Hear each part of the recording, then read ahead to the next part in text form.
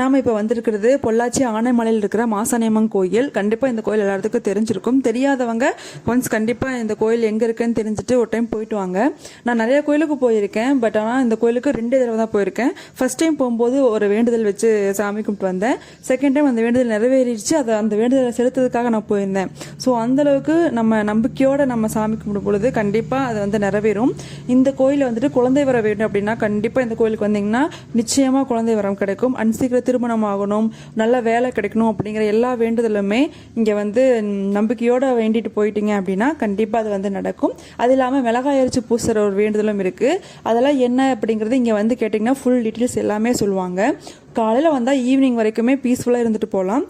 Bus ஃபெசிலிட்டிஸ்லேருந்து bathroom facilities, parking ஃபெசிலிட்டிஸ்னு எல்லாமே இந்த கோயிலில் இருக்குது. ஸோ வந்து பீஸ்ஃபுல்லாக வந்து நம்ம சாமி கும்பிட்டு போகலாம். கண்டிப்பாக ஒன்ஸ் இந்த கோயிலுக்கு வந்து பாருங்கள். கண்டிப்பாக இந்த வேண்டுதல் நீங்கள் என்ன வேண்டுதல் வச்சாலும்